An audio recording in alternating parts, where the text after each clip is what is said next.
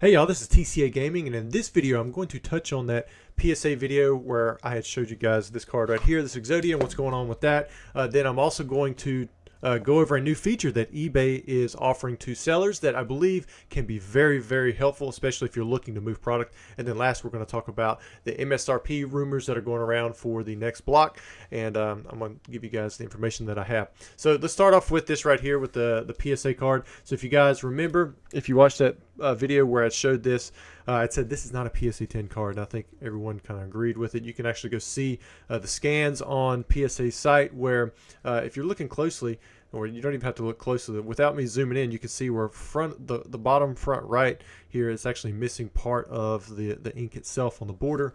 But when you zoom in, there's actually a dent that runs almost the length of the card, and probably what happened was after encapsulation, this pinched on the front bottom there, and now it's just got that dent across the bottom of the card, which usually a dent means like max PSA 5, but and this one's so long that I don't think that you can really ignore it, especially with the ink missing from the front border, and it's on the scan that they have on their website as well. Now the backside, I did want to make a correction because I was talking about the centering. Somebody told me that their standards are actually 75-25 at PSA, so that's I don't know why I've never looked that up. I just assumed it would be the same for the front and the back with the centering, since I guess if they're not centered the same front and back, it'd be kind of like a misalignment. I'm not really too sure on that, but if it's 75-35, definitely within the tolerance, I would think. I was estimating like 70-30 as it is. But anyways, a PSA representative, they reached out to me, said, hey, we've already pre-approved this. Looks like it's going to qualify at least to be reviewed. And I submitted that CRC request, which is Customer Service Request Center. I think that's what CRC stands for.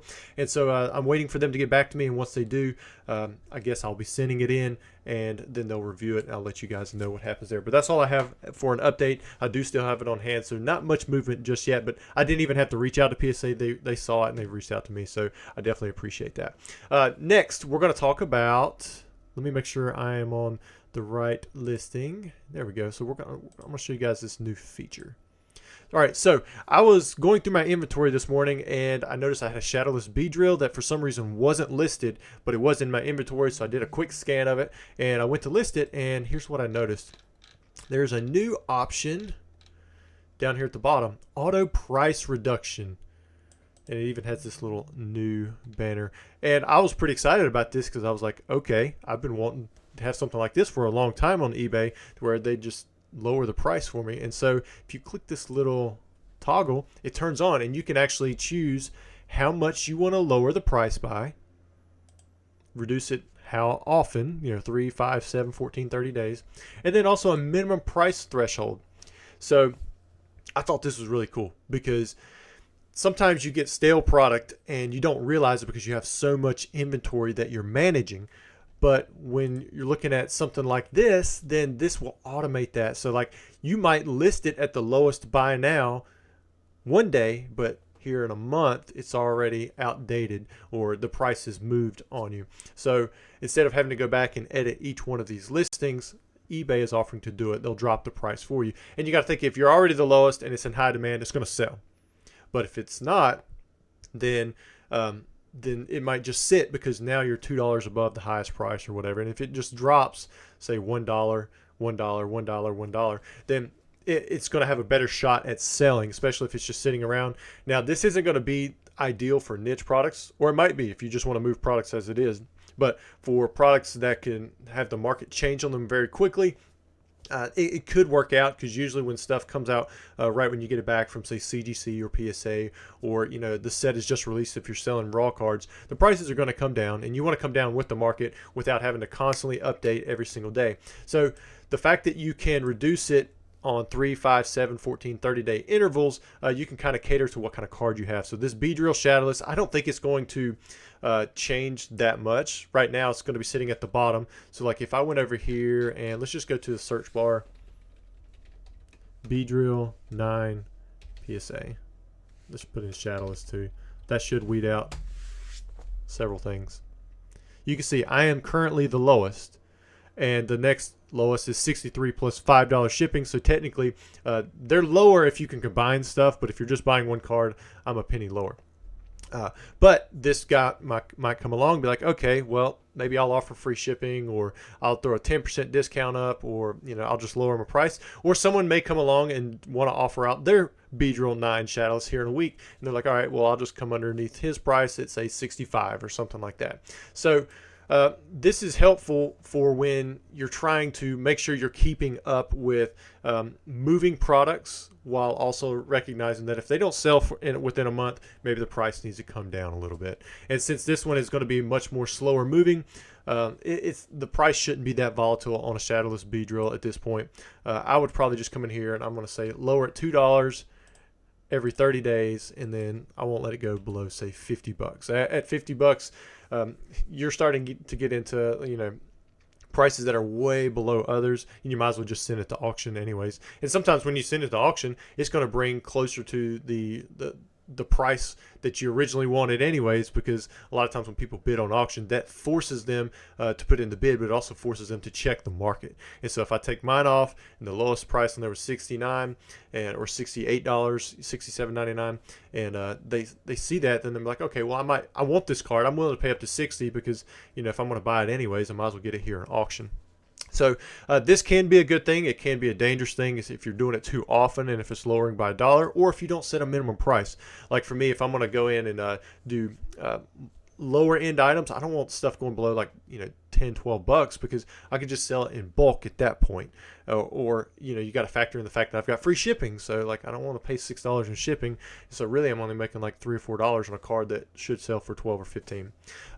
I will say this, this is great. I really like this feature. The fact that you can add it to an individual listing can be dangerous if you go to sell similar and you don't realize that you've got it set. So make sure that you're cautious when you do use it. And since it's new, you need to kind of get it into your brain. This is something you need to check. So like when you're doing a new listing and you do sell similar, you always want to put in new pictures. You always want to put in a new title. For a while there, it took me to switch over to where, hey, I need to make sure that I have the right set in here, have the right card name. Sometimes I don't even add these features because I forget. So be careful, especially with set. That used to be a required one. At least I assume now. Okay, so it's just game now. Maybe I'm thinking of another separate category where set is required, but I thought that one was a required thing, but it looks like it's not. But it's good to put the set in there, because a lot of times if you don't have room in the title for a card, say like a reverse holo legendary collection card, that's a really long title, so I can't put legendary collection in there. But if I put it into the item specifics, if somebody searches with that term, then it'll pull up anyway. So it's good to make sure that you put the set in there. That's why I do. That's why I make sure that is one of the ones that I stick in there. I don't always put the card name. I don't always put like features for shadowless or something like that. But since I was doing this individually and I wasn't selling similar, I went ahead and added that kind of stuff. But if I ever go back and I want to sell similar to a shadowless card, I got to make sure that when I say put in, a Doug Trio, that when I come in here that I change out the card name and that kind of stuff. But I'm bringing all this up because it's the same thing down here. You want to make sure that if you have an auto price reduction set on a listing and you go to sell similar, that you need to make sure that whatever it is, that it's catered to that card, because I think you're going to have different auto price reductions for different ranges. Like if this was a $7,000 card, I wouldn't want to lower it by $2 every 30 days. It might be $100 or something like that if I'm looking to move it, especially if you're right at the beginning of a release, and people aren't really going to take notice of a $2 price reduction. All right. What I don't like that they did not implement with this feature, so if I go to my active listings and say I wanted to apply this in bulk, what I would probably do is I'd come in here for my price range and be like, okay, what cards do I have priced at, say, $19.99? And I would see the results. And so I see I've got 30 cards here. I've kind of look at them. Maybe I'd pull out a few cards that I don't want to have an auto price reduction. Like this card right here, this Bumblebee Pikachu, I've got quite a few of them, and it has a tendency to go up. It sells good as it is, and so this is one of those cards where every time it sells out, I kind of check the price, and sometimes I increase. This used to be a $10 card. Now I've got up to 20. It's probably still in like the 10 to 15 range, but I'm okay. As minty as the copies as I have, I've put a little bit of a premium on it, and I don't want the price continuing to come down on a card like this. But I could come in here, I could check out some cards that I don't want to increase. That's a multi-variation listing. I wouldn't want it to apply to that. And some of these other promos, I'm going to do that same thing. But a lot of these other cards, they're probably stale, and I want to try to move them. So I'm going to edit the selected. And all of these are priced at $19.99 because I think if you select a certain price range, then that should apply the same parameters in general for what we were looking at with, say, like this B drill, where you're looking at an auto price reduction. However, when I go in here and I try to edit these, it should be in the pricing section. You see right here, like this is the sections that are kind of divided up. Here's the pricing section. You got item price and this other stuff. There should be an auto price reduction for the bulk edit options, but under the pricing section, I've actually went in and looked at all of these, and I was thinking, okay, maybe it's under the buy now, because sometimes there's other options. Okay, so it's not that. I go in here, it's not going to be under duration. Possibly offers is going to be there. No, it's not under offers. Starting bid, maybe that. It shouldn't be because that's just for auction stuff. But I'm not seeing an option to have an auto price reduction where you edit multiple listings at once. So now for all the listings that I have on my eBay, I am way down right now. I'm really trying to consolidate stuff. I'm down to about 1,300 listings, but that's still a lot. I'm not going to go in individually and say, okay, this Tapu Lele at $19.99. Now I want to add an auto price reduction and put all those options in there and submit the listing. Now, if I could do 20 or 30 at once, or say up to 200 or 400 or whatever it is for the bulk edit, I would most certainly apply this bulk or this auto price reduction option, because I do believe that is a very powerful tool that you can use to move products very quickly. However, if I have to do it one by one, then I'm not going to use it that much because it's going to take up a lot of time, and I just don't have the time to do that. If I'm going to go ahead and edit each individual listing, then I might as well go in there and just check the price, update it myself, and make it the new lowest on the market. And so while this is a very powerful tool and I like it, I think eBay needs to fully unlock its potential by making it available in the bulk edit section. And once they do that, or if I have missed it and some of you guys know where it is, like I've looked at all these and I couldn't find a way to do it. Thought it maybe be under sell it faster, but it's just listing upgrades, promotion listings, volume pricing. So it doesn't have it. It's got all these things that are available through the bulk editing tool, which are great. But I think this one needs to be added to it. So it may be so new that they haven't added it yet, but I am excited to finally see that we have that option for auto price reduction. All right, so I'm going to move on from that. That's really all I have to say about it. Very powerful tool that I want to see it expand into more sections, especially the bulk editing process, because I want to see how it works. Because I'd love to have certain cards just slowly shave off a little bit of the price when they're not moving, because I think that will work out really well. All right, next up I want to talk about the price increases. So let's go over here, and I'm going to first start off with the generations, because we had talked about, or I had mentioned that I wasn't sure if Black Bolt and White Flare were part of the new generation or Mega Evolution was the first in the next generation, but neither one of them are. These are both technically Generation 9 still. And I'm going to show you guys the previous three generations. You've got Generation 7, which was the Sun and Moon, 8, which is Sword and Shield, and you have 9, which is Scarlet and Violet. And if you're wondering what site I am on right now, this is Bulbapedia.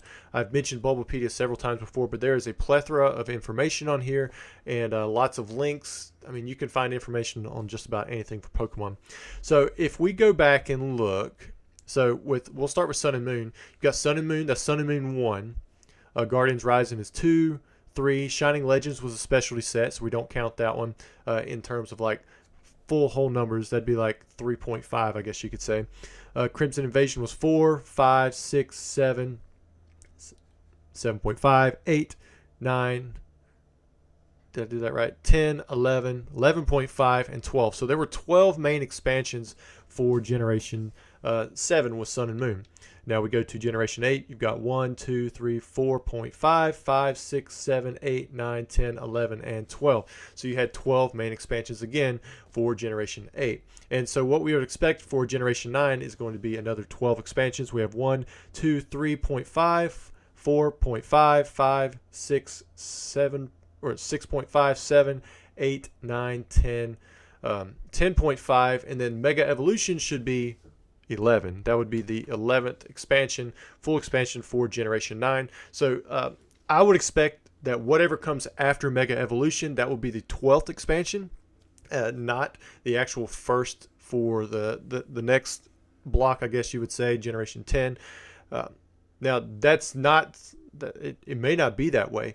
I know with black and white right before that, or with X and Y, you had 1, 2, 3, 4, 5, 6, 7, 8, 9, 10, 11, 12. So you had 12 with 6 as well. With 5, I think there was 12 total, including your Dragons Exalted and Legendary Treasures, which Legendary Treasures had a booster box, so I guess you could say 11. So that'd be 1, 2, 3, 4, 5, 6, 7, 8, 9, 10, 11. Yeah, you said 11 with Generation 5. So Mega Evolution could be the last set for Generation 9. But if we're going off of what we've seen the past few generations, we should get 12 main expansions.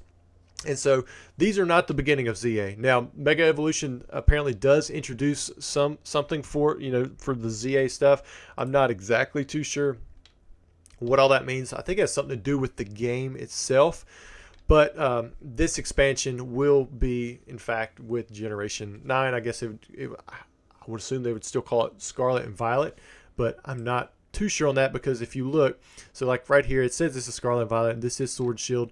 But like when you go back to, even in Diamond and Pearl, you got Diamond and Pearl, that's technically Diamond and Pearl Platinum, and then Heart, Gold, Soul, Silver, and then also Call of Legends. Call of Legends was a standalone set. So it wasn't just the Diamond and Pearl era, it was Diamond and Pearl, then it was the Platinum. You had the Platinum block, which was Platinum base set, Rising Rivals, Supreme Victors, and Arceus, or Arceus, I'm not sure what it is. And the Heart, Gold, Soul, Silver was the base, Unleashed, Undaunted, Triumphant. That was a block of like 4. So it's like a mini block within.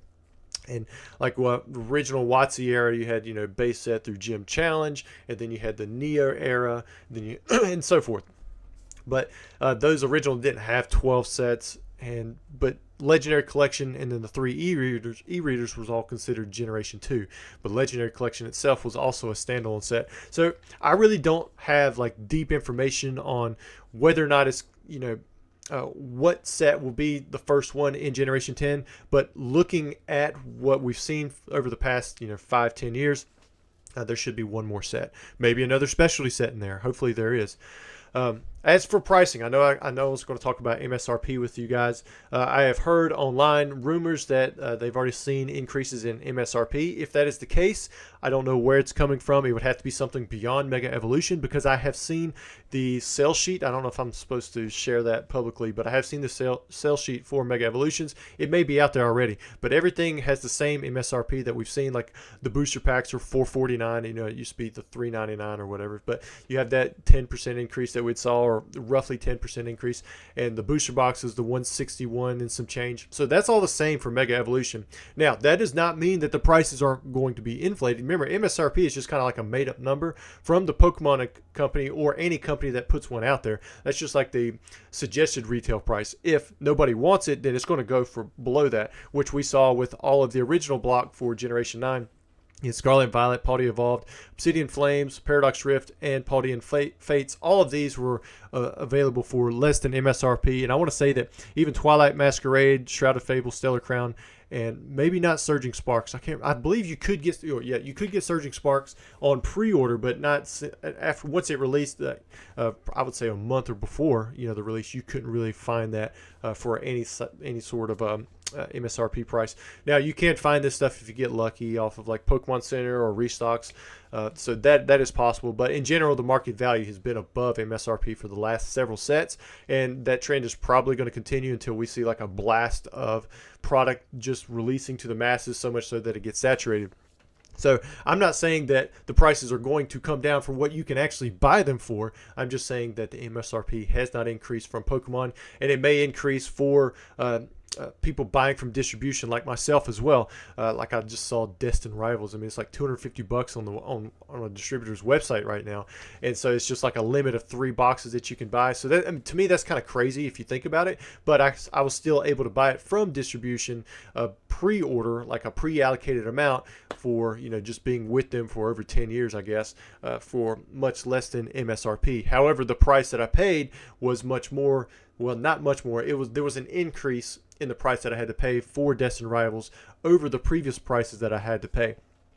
Probably since the it was probably early black and white era, the prices increased roughly $20 to $25 per booster box. So it's not a crazy increase that we've seen. However, it has slowly ticked up, and I don't foresee it, coming back. But if my price increases from distribution, I don't even know if that's going to affect the secondary market, because the markup right now is just so great. Like, it's not, if I pay anything less than MSRP for from distribution at the moment, the prices that we're seeing that convert to, especially for the newest sets on the open market, is there's still a really big gap. Destined Rivals, we did see dial back to probably what, $240 or so, but now it's shot putted back up there. I just sold a case on eBay for $2,000 for Destined Rivals, and because I'm getting low on my back stock, I increased it another $300 just to let it sit there, in which that makes it probably $300 to $400 over market at the moment.